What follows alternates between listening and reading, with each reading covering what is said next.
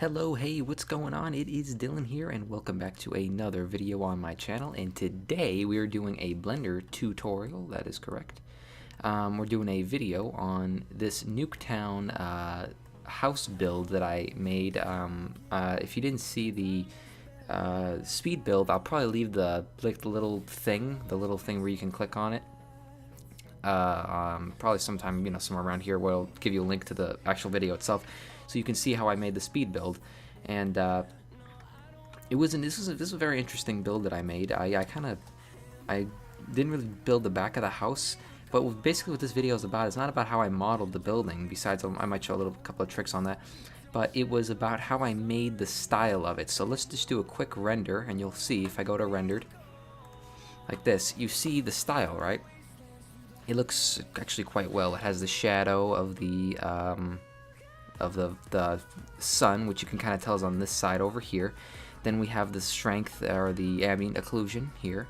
We got the mailbox, the welcome to Nucketown sign, and then we have the some little details, like you can see a little shadow there. And I know you guys probably might notice this right here. I kind of didn't notice until the build was over, but now that I see it, it's not that bad. It's fine to leave it there. It adds a little bit of detail to the house. But you can see clearly as we're moving the sun around, that the ambient occlusion, it gets a little funny, which that's what this is, the ambient occlusion. But I guarantee you, let me see, if I turn ambient occlusion, oh, it's already on, okay.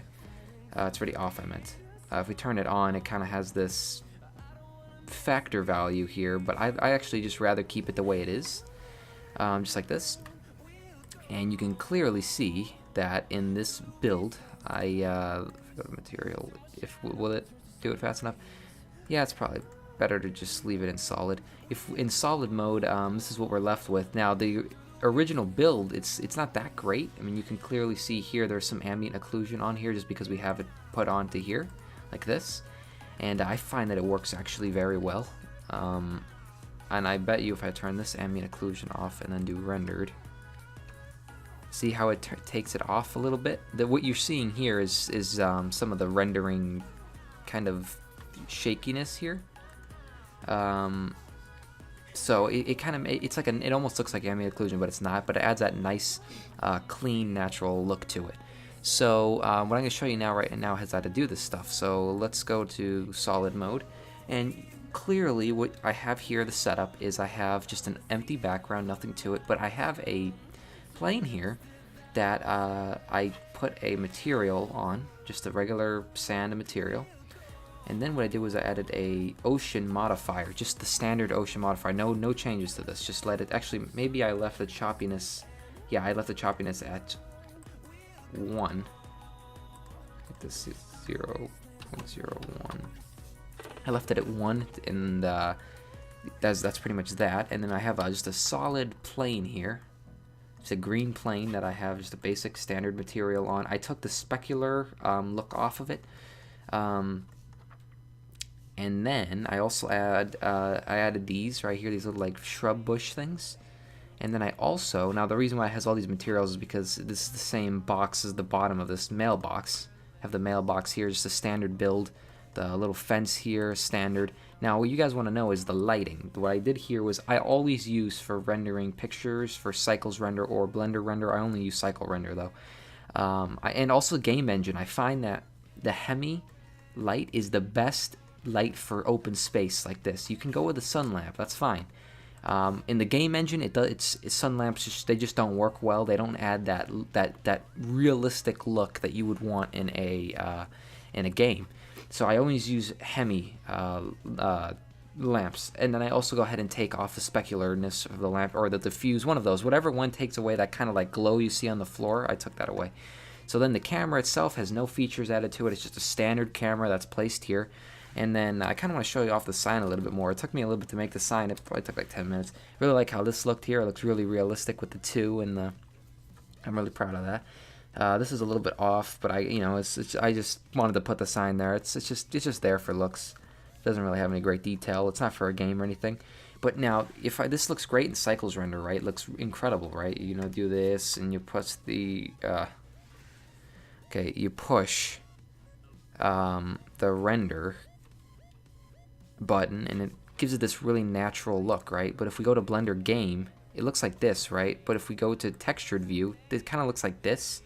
So when you play the game, it has this really weird look, and you can see clearly in this area the sun.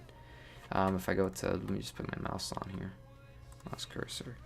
You can clearly see here the sun is really, really ugly, just really ugly here. It's just bad, and that's because it has specular on right now. See how that has that glow at the bottom here? So if I press P now, okay, so it still has that. Let's see, diffuse. Is that gonna?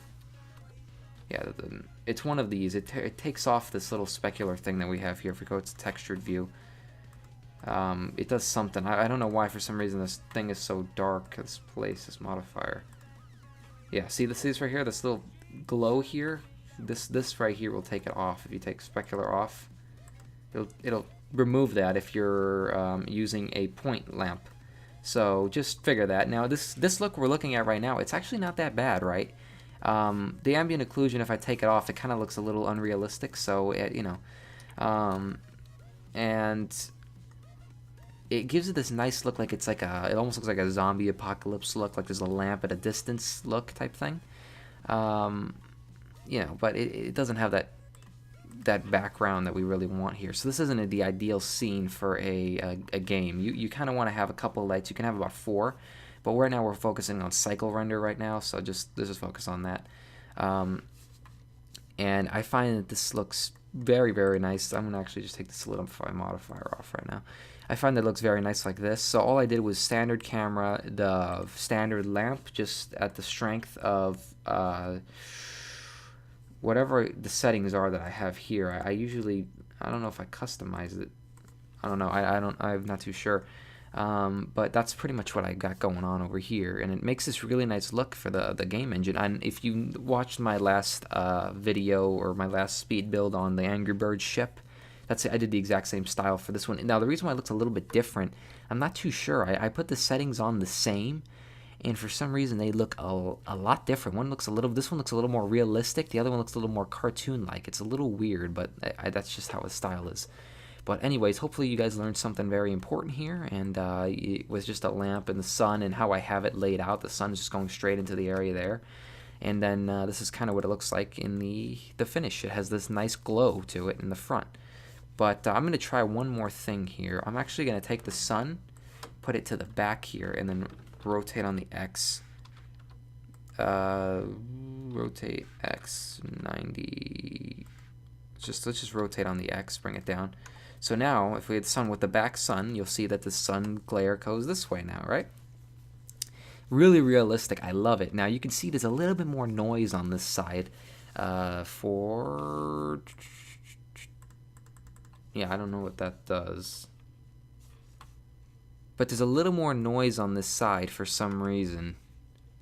Because there's not enough shadow. This is almost like the natural ambient occlusion.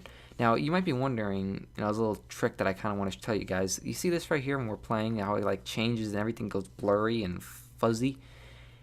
If you're wondering that this right here, the screen space ambient occlusion, if you're wondering, will it work in the game engine just by clicking the ambient occlusion button, or if there's ambient occlusion here? This doesn't work, by the way, in game engine, but this ambient occlusion will not work in the game engine.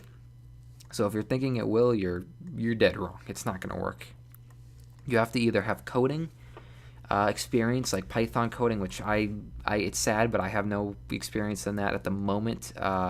For this type of thing, for ambient occlusion, I do Python coding, but not for just ambient occlusion. If you don't have the knowledge of that, or you don't have the patience, I mean, I tried looking everywhere, the forums, Blender Stack Exchange, blender.org. I even tried contacting one of the Blender people, and I have yet to find the answer to it, even on YouTube. There's nobody shows you how to do it. So it's one of those mystery things. You see it in a lot of games, like, I mean, I know you can bake it into textures, but for some reason, I bake it into a texture, it works great. But then it almost turns white. The whole scene, the whole object I'm using turns white with this ambient occlusion, it has the bake still on it with the ambient occlusion, but once that happens, you can't change it. There's no modifying it, so it's basically the model is ruined. So you really have to know what you're doing to do something like that. But anyways, This is just a tip on how to help you do cycles render fast, the important way. So hopefully you enjoyed the video, and I will see you guys next time.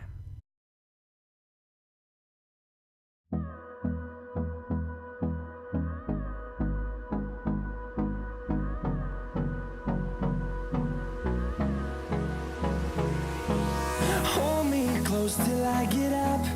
Time is barely on our side. I don't wanna waste what's left.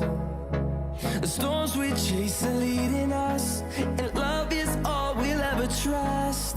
Yeah, no, I don't wanna waste what's left.